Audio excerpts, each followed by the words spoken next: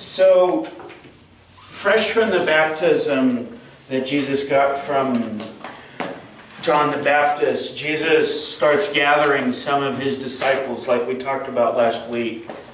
And at this point, normal life starts to continue for Jesus. And normal life starts to continue for the apostles, the first of the disciples. And, you know, sometimes we go through this big spiritual experience and we expect that this is going to be what it's going to be like from now on. But normal life comes on. You know, after we get that ecstasy of the high of living with Jesus, then we realize we've got to do the laundry. And the laundry stinks because we haven't done it in a week.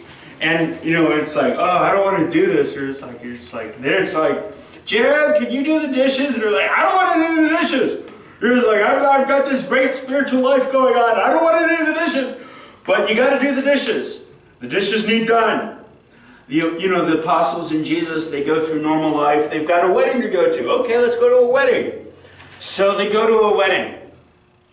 And, you know, weddings can be fun, you know, but it's normal life. You know, it's not doves flying down on people while they're getting baptized. Weddings are supposed to be normal. You know, we think of weddings as like one-day events, but 2,000 years ago, weddings were like week-long events, sometimes 2 weeks long. And so you'd get a little bit of food or a lot of food, and you'd spend a lot of money on food. You know, if you've got 200 people coming to your wedding and you think, okay, I'm going to spend $10 a plate. Well, that's $2,000 so that everybody can have one meal. Well, back in the day, you had to figure out how to feed people for 2 weeks. You know, and it was supposed to be a party for 2 weeks. So it's like lots of food, lots of dip. You know, that's a lot of guacamole. And that's a lot of wine. You know, you got to keep a lot of wine. And wine's expensive. You know, so at this wedding, they ran out. It says, on the third day, a wedding took place at Cana in Galilee. Jesus' mother was there, and Jesus and his disciples had also been invited to the wedding. When the wine was gone, Jesus' mother said to him, "There you have no more wine." "Woman, why do you involve me? This ain't my problem." Jesus is like, I don't want to go to the grocery store. Jesus replied, "My hour has not yet come." See, Mary knew that he was capable of making wine appear out of nowhere. And Jesus didn't want to do it. And he said he didn't want to do it. And then Mary goes to the servants and says, "Do whatever he tells you." So he just says, "I don't want to do it." And then Mary goes out to the servants and say, "He's going to fix the problem. Don't worry about it." So now the pressure's on. He didn't want to start performing miracles publicly, but he wanted to honor his mother. And just because it wasn't Mother's Day, he still had to honor his mothers. So just because Mother's Day is over, we've still got to honor our parents. We've still got to honor our mothers. So Jesus did what you wanted. It says in verse 6, nearby stood 6 stone water jars, the kind used by the Jews for ceremonial washing. So the Jews had this tradition where before a meal, you'd take the water and you'd wash your hands. And it was turned into this religious ceremony. Later in his ministry, Jesus would argue against just following rules just because man says this is the rules. You know, we're supposed to listen to God. And just because man says this is the rule doesn't mean that's what the rule is. That doesn't mean you go out of your way all the time just to be like, well, I'm not going to do it. I'm going to listen to God. You know, sometimes we got to listen to what other people say. But sometimes Jesus makes a point.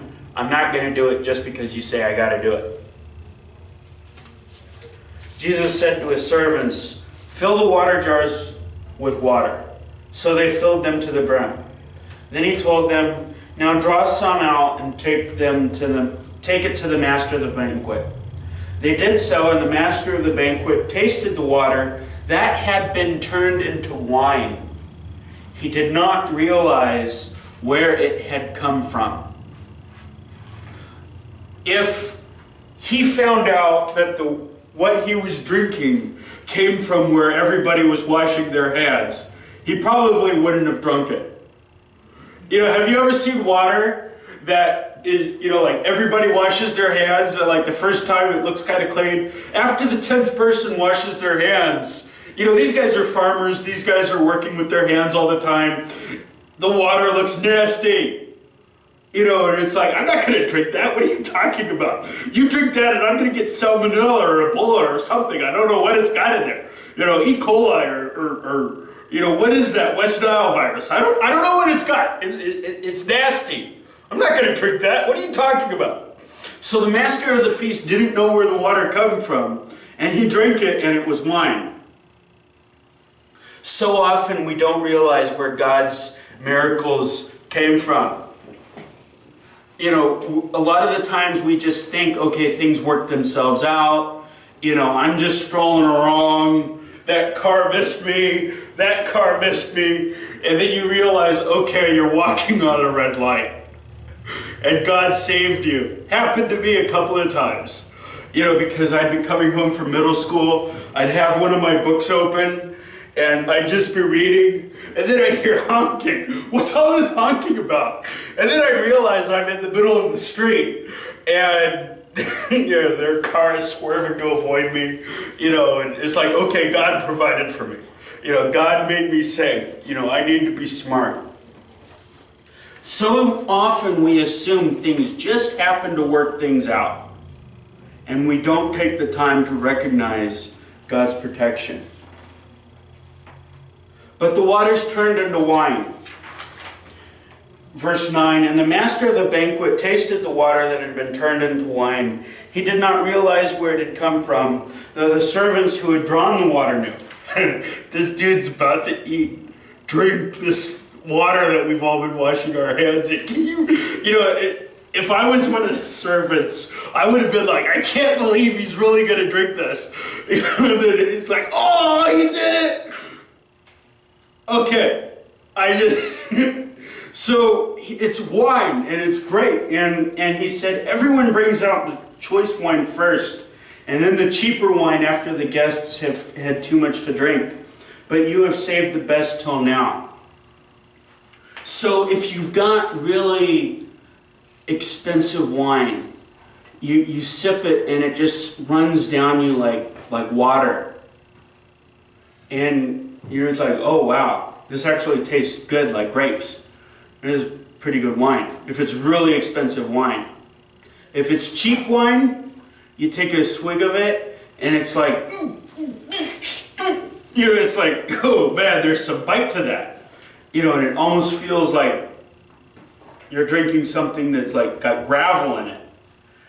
And so, if you're drunk, you don't realize, okay, this is cheap. You know, it'll just go down and you're like, I don't care, I'm drunk. So what they do is at the weddings, they'd bring out the good wine first, so it'd go down smoothly. And then once you had yourself a little tipsy, then they'd bring out the junk, because at that point you don't care. You know, if you're drunk, you don't care what you're drinking or what you're eating, or, you know, or pretty much you don't care what you're doing, you know, because you're drunk. So the wedding master is like, wow, usually people bring out the good wine first, but you guys save the best till last. So God provides in this case. And so often God provides for us, and He doesn't just give us what we need. Sometimes He gives us the very best. I prayed for a good wife when I woke up. Not when I woke up. When I grew up, I was praying for a good wife. But God didn't provide me with just any wife. He provided me with the best wife. He provided me with the best woman. You know, and it wasn't just that God provided me with a church that one day I could minister to, but God provided me with exactly the kind of church that I wanted to minister to, because I wanted that small type of intimate environment where I could get to know the people that I'm ministering to, where I could develop friendships and have Pokemon battles and hang out with for hours and hours and hours every Sunday. I wanted to have a church, and I prayed for a church where I could be like all week long, I can't wait to go to church, I can't wait to go to church. And God gave me that with joy. And I'm just so happy to be here at Oasis. So when He provides, He often provides us with not just what we ask for, but He provides us with something so much more than what we asked, with something that's so much better than what we asked for.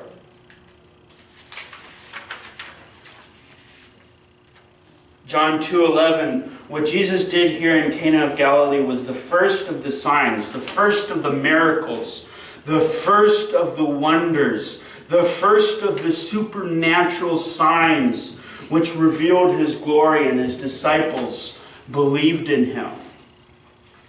So Jesus was born of a virgin, and the Holy Spirit descended on Him in the form of a dove when He was baptized.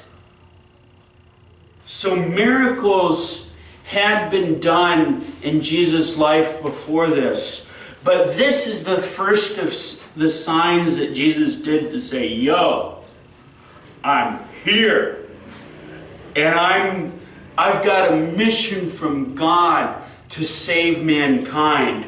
Pay attention, dudes. So, you know those, like, you're driving down the road, and your parents are driving, and you're looking down, and it's nighttime, and you've got these neon signs, and they're red, and it says nails, and they're like, get your nails done here.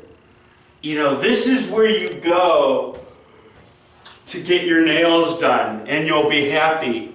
You know, we've got signs like this all over the place.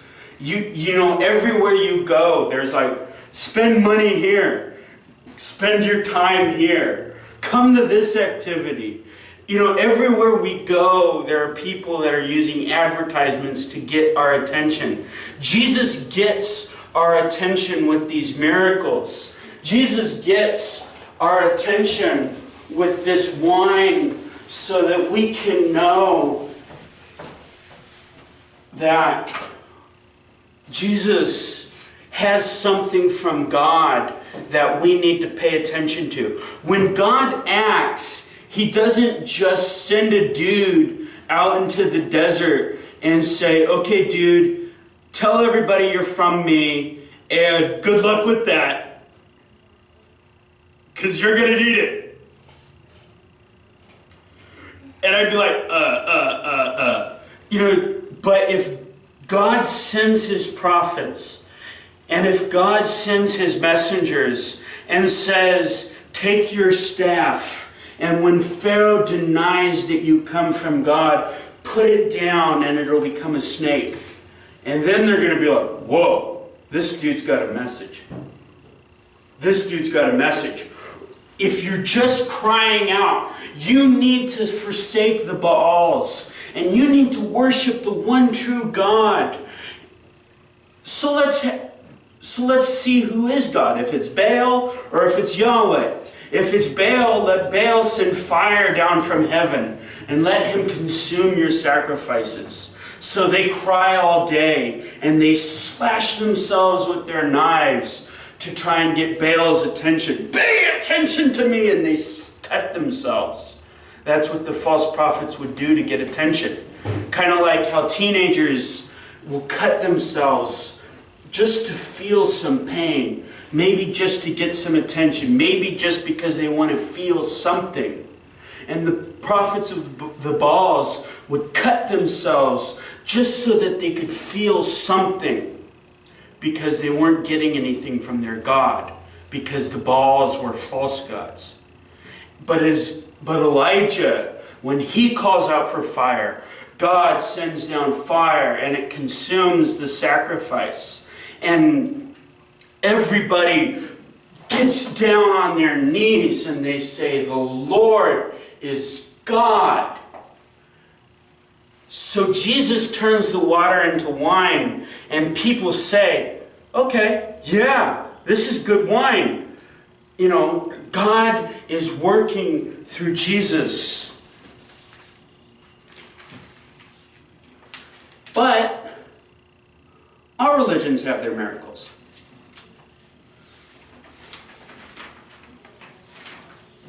You know, every faith says they've got miracles. And these miracles are supposed to have happened long ago and far away. You know, we look at we look at this wedding, and we can easily think that this was long ago and far away, because it was long ago and far away to us. But to the disciples who were eyewitnesses to this, they were like, "Okay, this is unusual." They were eyewitnesses to this, and so they recorded it for us. But are miracles possible? Can God work in the universe? Can God change things? In the course of our ordinary lives, we don't see miracles. You know, we're going to school, we're going to work, we're doing our homework, and we'd like to see miracles. I remember one time I didn't do my science lab in 6th grade, and the whole recess I was like, "Okay, God, send the rapture, or send a plague, or do something so that I don't have to get an F for not doing my science lab." And God did not do anything for me. He let me fail. God didn't perform a miracle for me, and I was begging Him. I was pleading. I didn't want to fail. But He let me fail because I was lazy. I was irresponsible.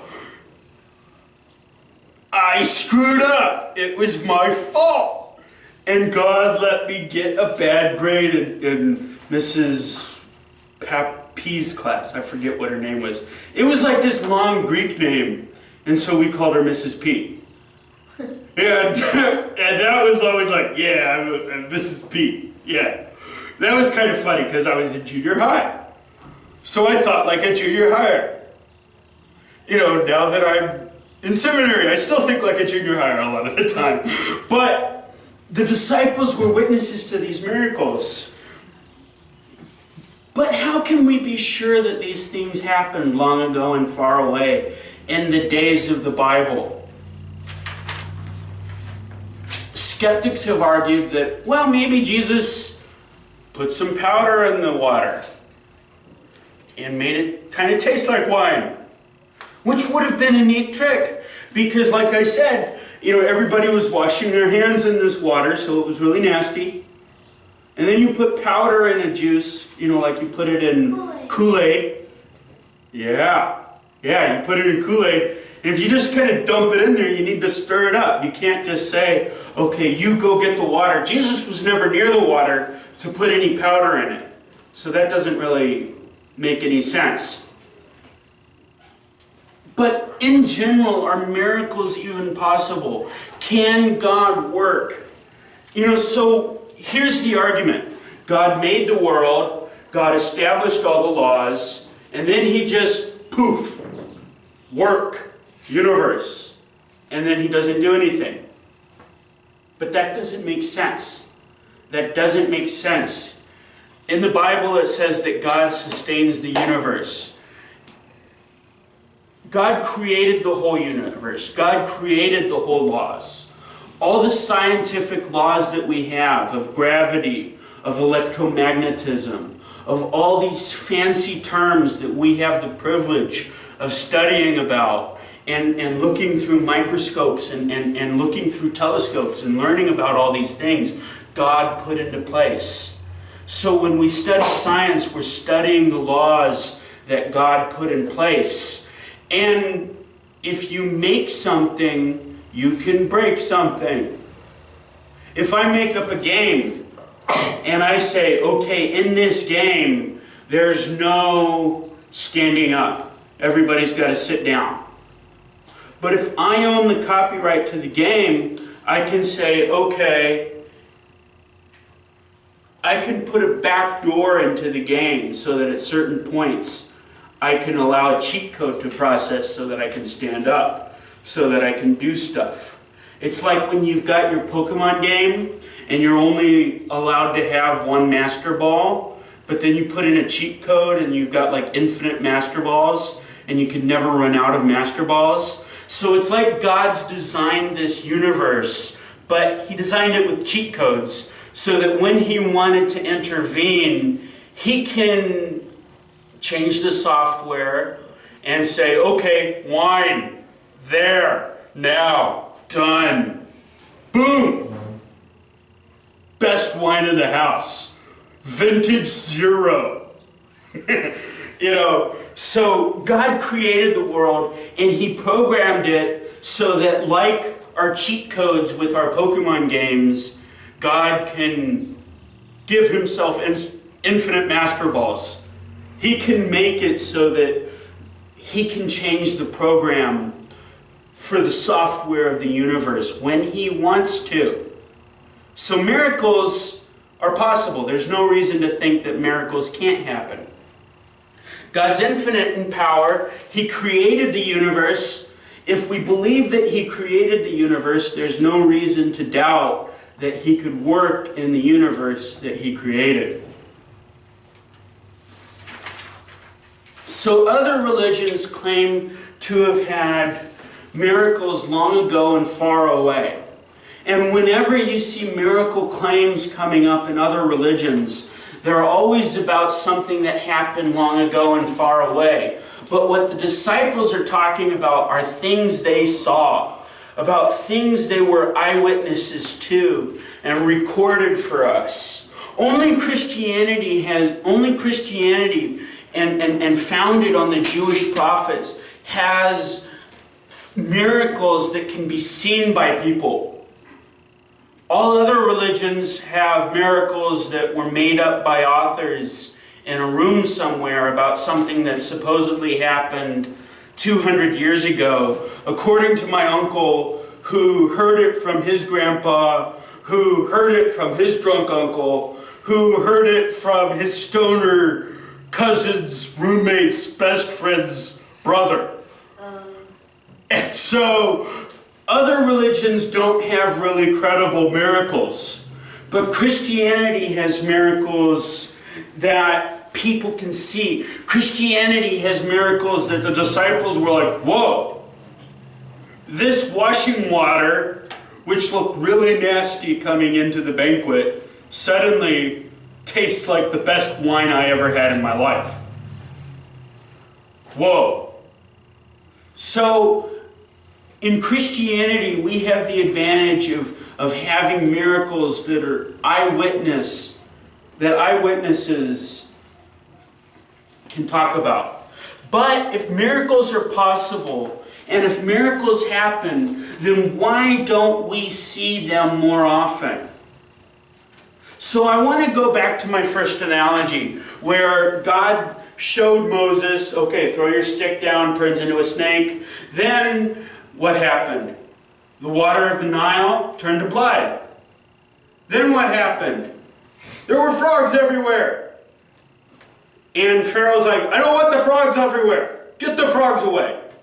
And so Moses said, okay, tomorrow at 10 a.m., 10:05, let's say 10:05, frogs go away. So tomorrow at 10:05, frogs go away. The gnats show up. And the gnats show up and Pharaoh's like, I don't like the gnats. The gnats are bad. I don't like the gnats.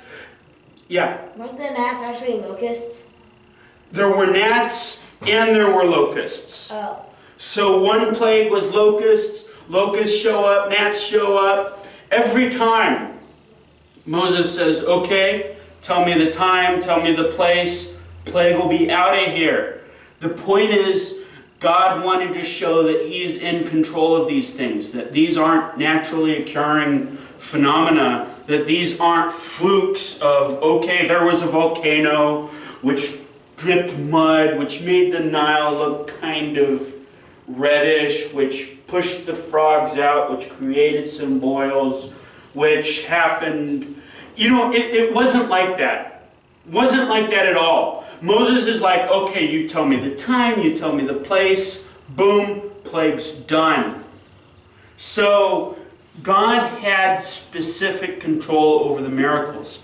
It wasn't like God sent the locusts out and then it's like, okay, we've got locusts and they're everywhere and we can't get rid of them. God had control of the plagues from the second they started to the second they finished. So what happens? The children of Israel, we're talking about millions and millions of people seeing all of this.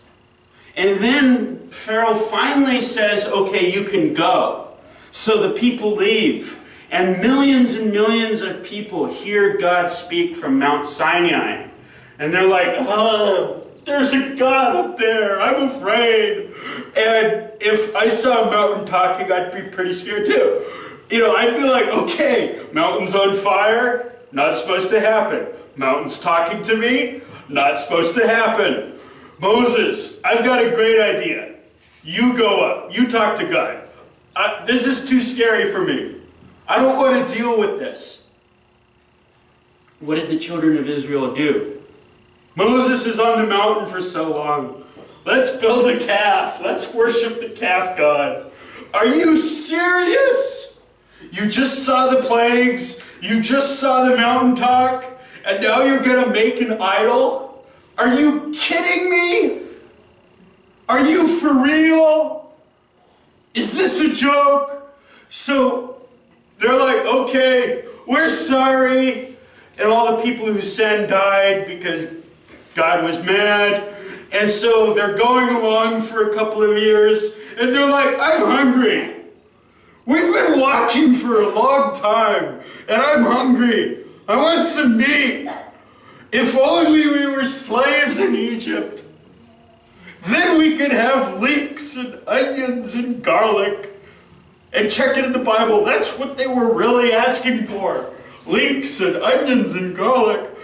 I mean, who wants to be a slave so that you could have leeks and onions and garlic? I mean, seriously. But these people were that crazy. And so God was like, okay, you want meat? I'll give you all the meat you can handle. So he sends so much quail that the quail's like 2 feet high. It's like the sand itself turned to quail. I mean, there was just like quail everywhere. Quail, quail, quail, quail. And then the people were like, yay, meat. And then God was mad at them because they rebelled. And they rebelled and they saw him work. And they saw him work and they rebelled. And they rebelled and so God worked. And God worked and then they rebelled again. This goes on for 40 years. No generation of people saw more miracles than the children of Israel leaving Egypt. And yet, did they believe in God? No. I don't understand it. If I saw the things they did, I'd be like Joshua and Caleb. I'd be like, I'll do whatever you want, just don't hurt me. Just make the talking mountain stop. I'll do whatever it asks. It's a talking mountain. I can't compete with that. I don't want to get too complicated here. But if we saw the miracles that God did, we'd kind of just be like the people of Israel, because normal life just kind of happens. We go through these spiritual mountain experiences. We go through these great peaks of, yes, I was at summer camp and I had so much fun and I love Jesus and I can't stop loving Jesus. And then normal life just kind of happens. And we get tired. And we want to skip our homework.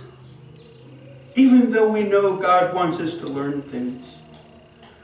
And we don't want to do what our parents say because our parents, they're telling us to pick up our room. And so I know Mother's Day was last week, but that was last week. You know, it so quickly we just are like, okay, sermon was great, sermon was encouraging. Now it's lunchtime and we get to chat and we get to have fun and we get to forget everything that Pastor Jim's talking about so quickly. So quickly, I'll finish talking about respecting each other. And the next thing I know, Jim is a murderer, Jim is a murderer. And it's like, I was just preaching about respect. That was like 5 minutes ago. That was like maybe 3 minutes ago, and they're already chanting Jim is a murderer. And it's fun. And I'm not saying this to condemn us, I'm just saying we're human.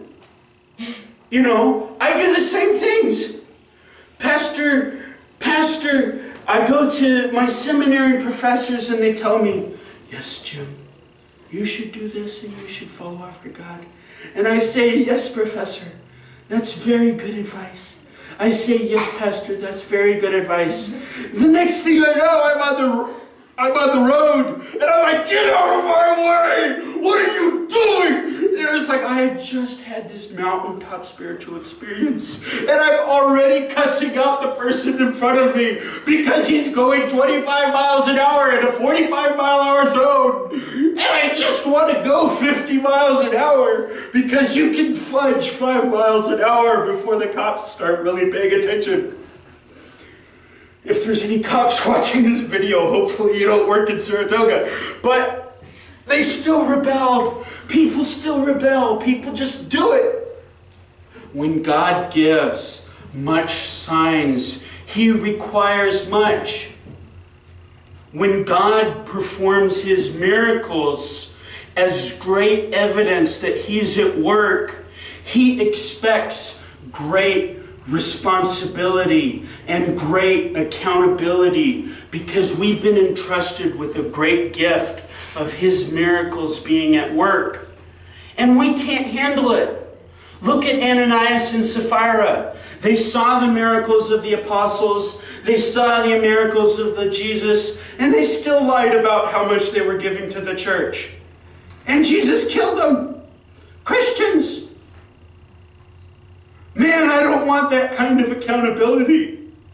I don't think I would have lived long had I lived in the days of the Exodus. I don't think I would have lived long had I lived in the days of the apostles.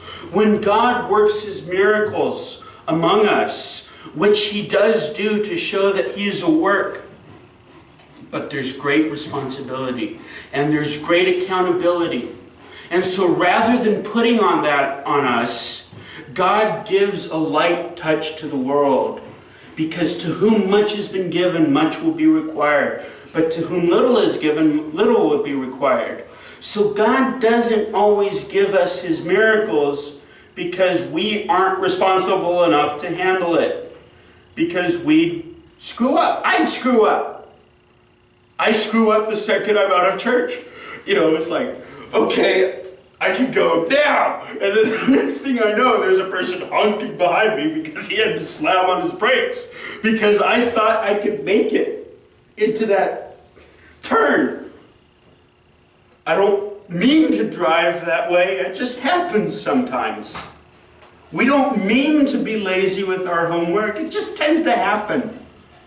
We don't mean to want to sleep in. It's just easier to curse the alarm and go to sleep. You know, it's not... Who here wakes up and thanks the alarm for going up? Really? You go to bed early, right? No? 11. You're weird. No, that's good. That's good that you wake up and I couldn't do that. My alarm goes off and I hit it like 20 times before I'm ready to wake up because I just want to sleep in. Even when I'd have to wake up at like 1 p.m. because I had an all-night shift, I'd still be like, ugh, just hit the alarm. It's just, I don't want to wake up yet. I'm just not good with waking up. But that's good. I guess we all have our battles, some things we don't struggle with. For me, waking up's always been one of those struggles. But God does continue to work His miracles today. He sustains the universe that's around us.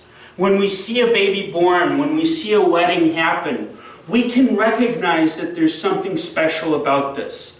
That there's something that's unique about this. God works His miracles today. It says whenever there's a new believer, that it's a new creation. That God had to supernaturally intervene to make us a Christian because we're a new creation. So every new believer is a new miracle. But we've got even greater miracles that we're all going to see. And it's going to happen when God prepares us. When we go to be with Jesus, we're going to see Jesus for all eternity. We're going to see His miraculous presence for all eternity. And we're going to have that benefit, but we'll be ready for it, so God won't have to kill us when we get there. So there are a lot of miracles that are possible that continue in small ways even to this day. But there are even greater miracles that God's prepared for us in the future so that we could continue to see His presence, so that we continue to live in His presence.